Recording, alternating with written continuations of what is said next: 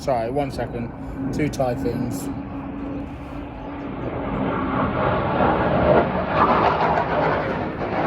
the noise!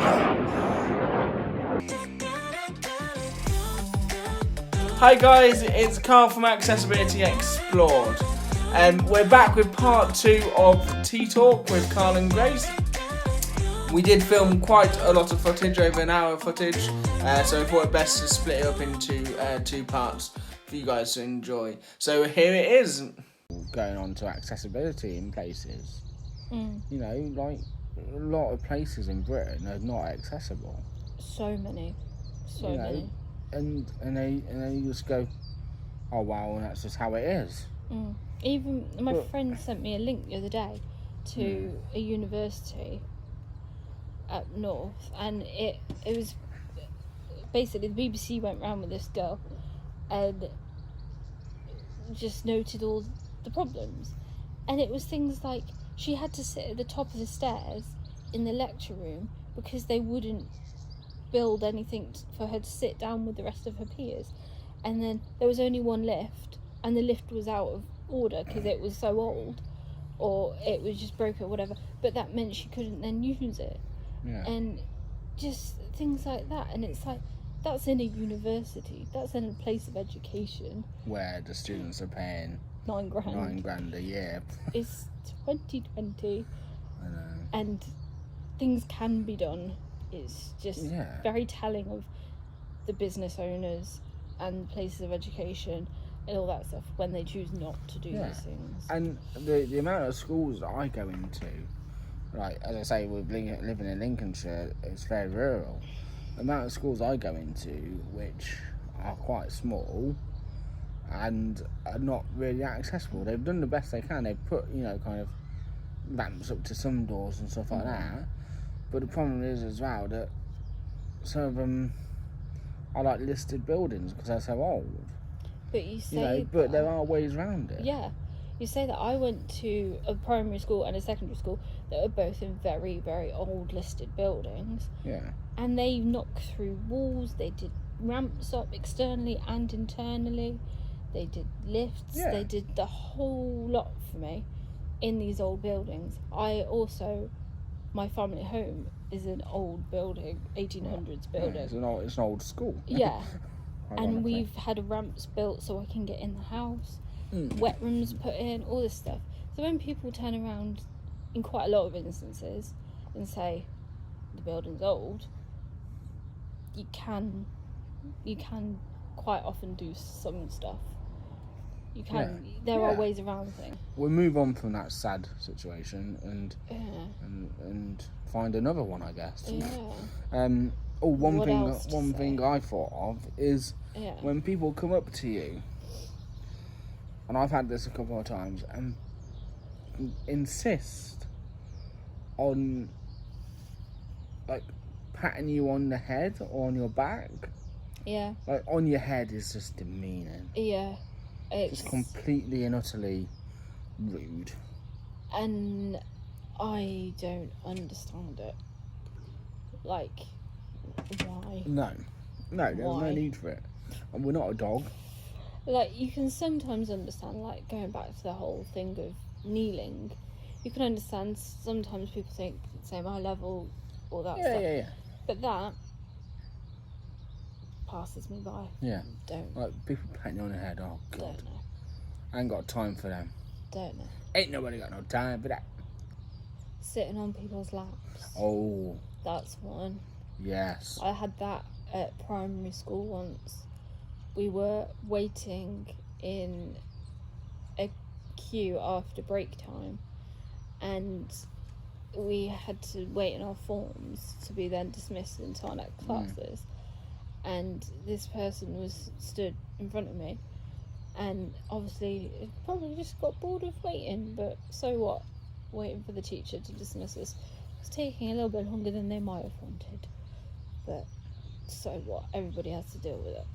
But then they took it upon themselves to sit on my lap.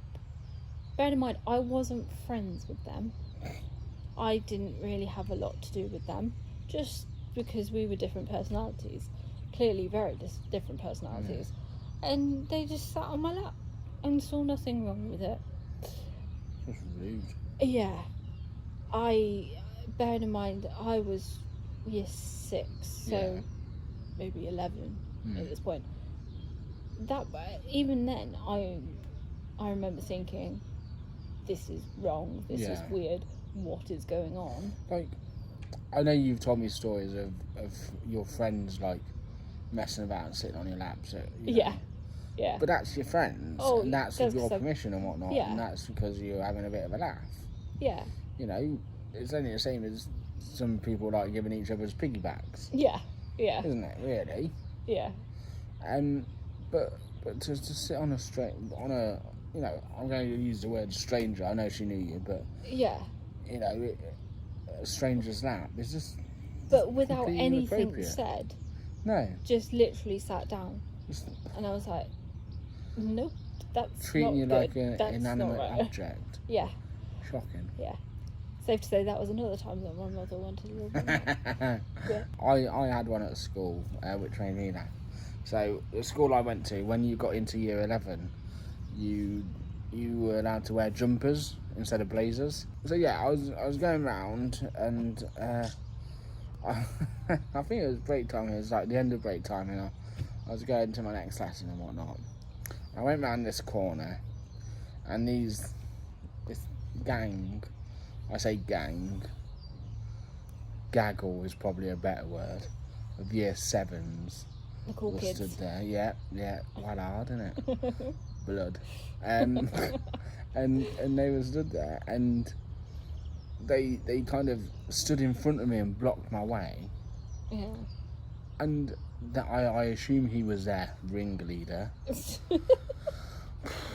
Little scrawny bugger. I was as tall as him, sat down. Yeah. It's so Like, intimidating. I was shaking in my wheels. Yeah. Yeah. And he was actually, I think I was taller than him, sat down. And he goes, "Oh yeah, let me have a go in your wheelchair." Yeah. And I just turned to him and went, "Let me go have a go in your shoes." Exactly. And he just went, "What? And he didn't understand it. Like, my process there was that you use your shoes to get around. You put them on your hands, on your feet. Thank you. You put them on your feet to get around and whatnot. I use my wheelchair to get around. I agree. Yeah. You know, to me, that's It's kind the of same logic. That's relatable. Yeah. It was funny. It was actually funny. Yeah. You know, to think that he could try and like push me out my wheelchair or something, or bully me out my wheelchair. People trying to push their luck, thinking you're the weaker target, for want of a better word, when really, probably of all people, not. No. Generally speaking, No. obviously, but. Yeah, and the thing is though, I think that when I went through school, I got bullied a lot. Well, I don't think that. I know that. I got bullied quite a bit when I was in school. Especially when I used to walk, because I walked differently and whatnot. And kids are just mean and pick up on differences. And yeah, so I got bullied quite a bit. And I think that, in a way, made me realise sooner that I had to kind of have a comeback, or, you know, kind of be a bit more witty. Yeah. So that I could shut people down. Create your defence. Yeah. In a way. Yeah. But, you know, because I don't want to, no one wants to be violent. Well, I don't want to be. No. You know, and with my disability, I'm not going to beat someone up who's able-bodied, because I'd lose my balance or whatever. Yeah. You know, there's no need for violence, but to then just shut as bad someone as down. the problem. Yeah, exactly. Problem, no. To be, you know, kind of quick-witted is quite a good thing, I think. I was quite lucky. I didn't get bullied really at school, but it was just like the occasional isolated incident. You know, it wasn't a big thing. Like it hasn't stuck in my head that I was bullied at school, which I was quite lucky about. But like there was maybe through year 3 and year 4. So I just started using my chair then full time pretty much, and it was these 3 kids who thought they were cool. They were in my year, and they thought they were the bee's knees. Hang on, were they not? Oh, I hate to say it, probably not. Oh Probably no. not. Awkward. No, yeah. Anyway, sorry. Yeah. It's a bit of an ego breaker, but they took it upon themselves because I suddenly looked a bit different when we were out at break times and whatnot, just kind of almost gang up on me, but just go and push me. Like, they'd be lined behind each other, and then the first person would then hold the bar that was at the back of my chair at the time and just start pushing me around outside, and I would be holding my wheels to like brake and whatnot and to try and fight back against it, but they just thought it was fun just to push me about like a little go-kart or something like that, and I was like, no. Yeah, exactly. It's like when people, even in a more of a bigger problem, when people assume that you need pushing and you need that sort of help, it's like, no, we don't, we're fine. If we do need it, we'll ask. And this is why I think it's important that, you know, if your kid does have questions or anyone has questions, to go and talk to that person. Don't just stare at that person. Don't just shush your child. That's you know, really to annoying. say, "Oh, don't look, don't stare," you know, and then just ignore it because they're still gonna have questions. Or pull them out of the way, because then forever they're gonna be like Jumping out of the way, yeah. wide berth and thinking we're like gonna run them over like a car. Yeah. So, no. Unfortunately, we've become accustomed to these things, and it's one of those things that we have to deal with.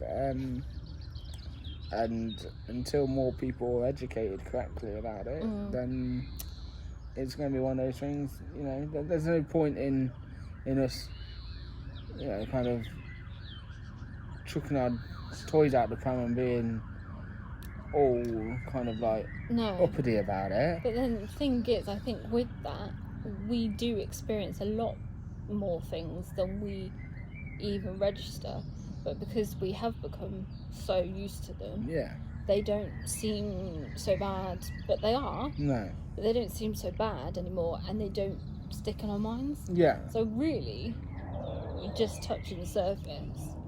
Yeah, but the key to this is education. Oh, 100%. 100%. But in more areas than people probably realise.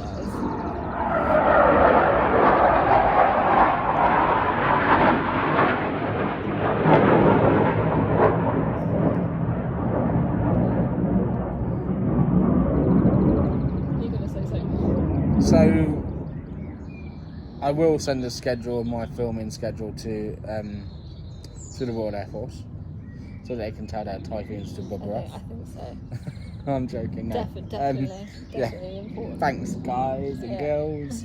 I as I say, I think the key here is education, and I'm in a quite lucky position that with my job, when I go in and teach sport, I teach disability sports or adaptive sports, and I make it very clear to the kids that, you know, it's okay to ask questions. It's normal to ask questions because you don't learn otherwise, and not to be scared. But also, I say to them, you know, some people will talk about it, some people won't. So be accepting of that as well. And, you know, I think that I spend 5 minutes answering questions at the end of my sports sessions for these kids, and I don't ask questions again. No. I'm just another member of staff when I go in after that. Which is fine. good. And I find that works best. Yeah. You know, so education is the key with a lot of things. And that's how you really impact the system and impact the stigmas and stereotypes, I find. Yeah. So that got quite deep there for Accessibility Explored, isn't it? I don't think we've ever been so meaningful ever. So I think we've ended there for today's Tea Talk. I'd just like to say thank you to all the viewers for watching, for sticking around, all the subscribers for obviously subscribing. We're on 33 now, we're getting there towards 50. Yeah. Slowly but surely. That's my next goal, 50.